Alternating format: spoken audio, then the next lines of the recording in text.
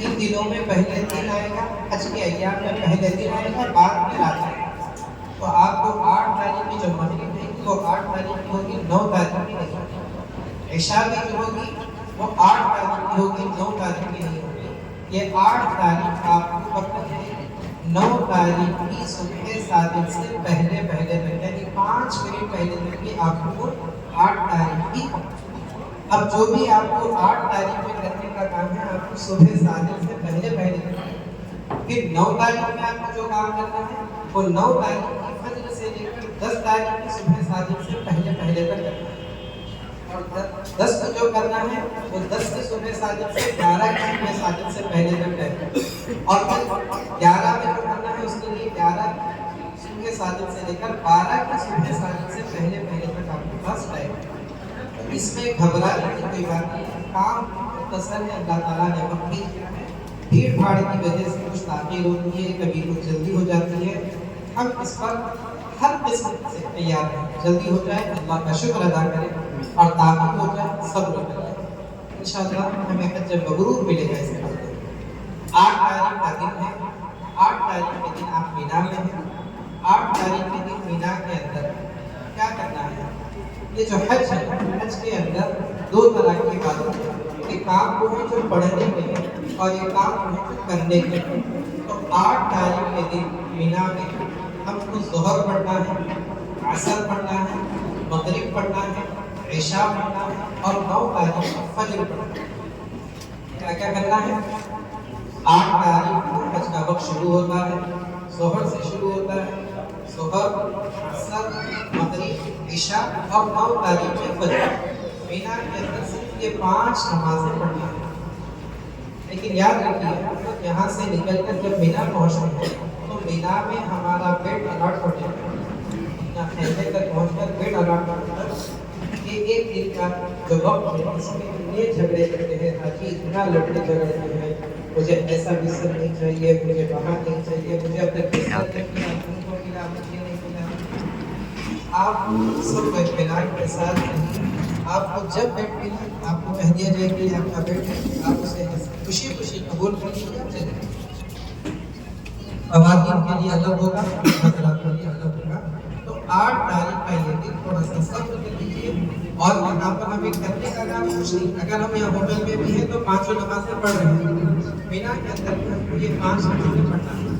لیکن اس کے اندر یہ بھی یاد رکھیے کہ انتظام کی سہولت کی خاطر حکومت یہاں پر ایسا کرتی ہے کہ آپ کو 8 تاریخ 7 تاریخ کو لے کر جاتی ہے، یا 8 کی صبح پہنچا دیتی ہے۔ تو آپ 8 تاریخ کی ظہر پڑھیں گے، عصر پڑھیں گے، مغرب پڑھیں گے، عشاء پڑھیں گے۔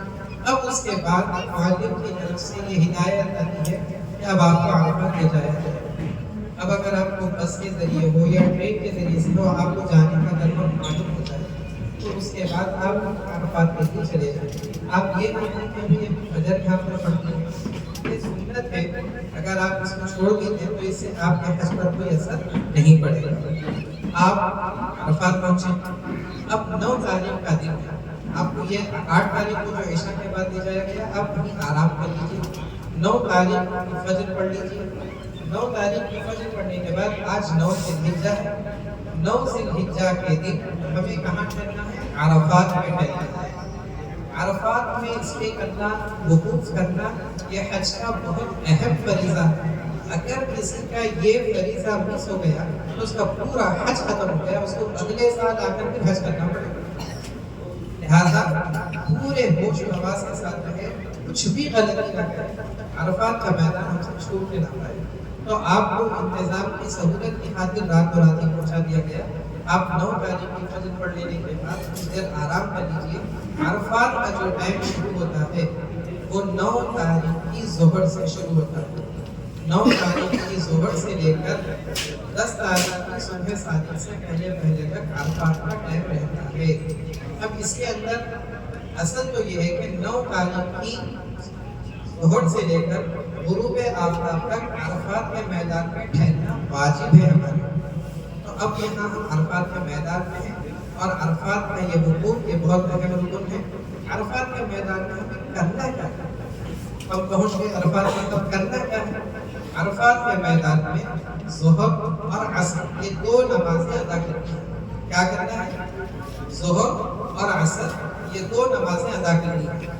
چونکہ ہم مسافر ہیں تو دو دو رکعت نماز ادا کریں گے. اب یہاں پر نماز پڑھنے کا طریقہ یہ ہے کہ یہاں پر جمع بین الصلاتین ہوگا.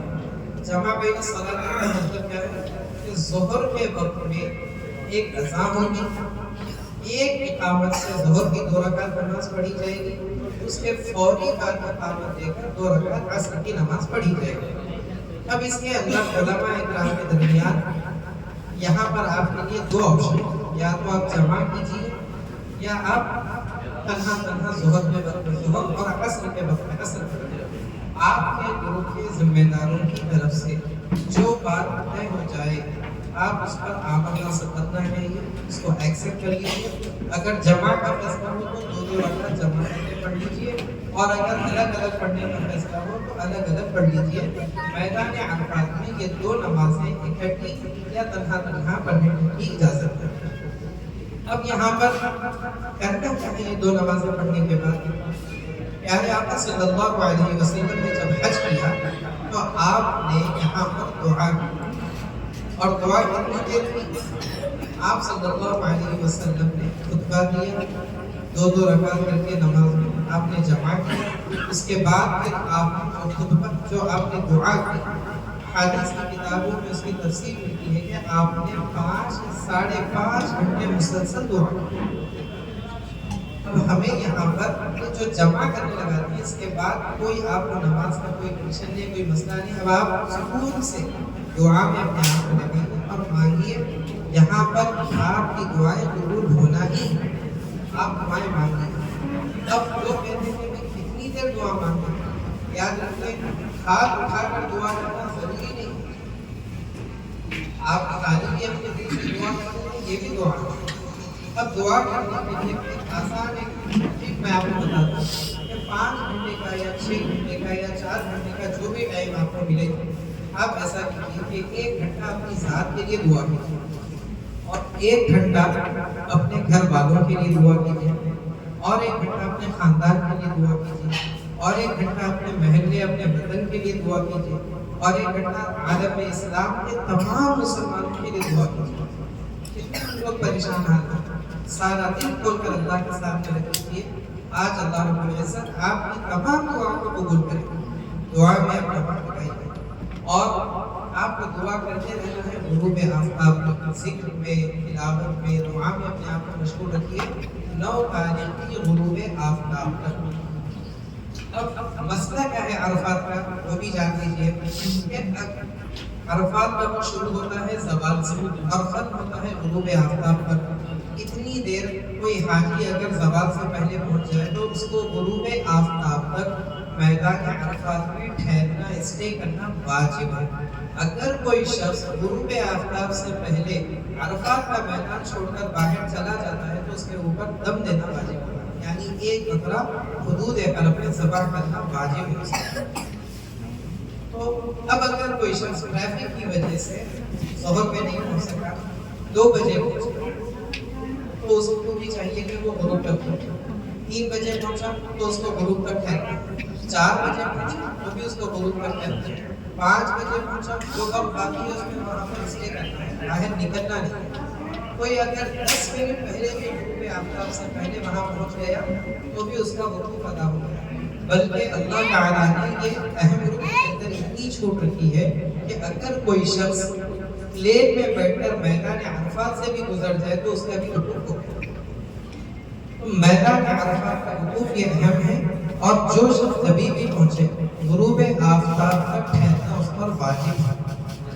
اب اگر کوئی شخص کافی کوششوں کے باوجود ٹریفک کی وجہ سے اگر غروب آفتاب تک بھی نہیں پہنچ سکا، نکل گئے بھٹکتے کہیں اور جا رہے تھے، راستے میں پہنچنے میں تاخیر ہو گئی بلکہ غروب بھی ہو گیا، تو بھی اللہ تعالیٰ نے اس کے لیے یہ چھوٹ رکھی کہ غروب آفتاب کے بعد سے لے کر صبح صادق تک اس بیچ میں بھی اگر کوئی میدان عرفات میں آ جائے تو اس کا وقوف ہو جائے گا.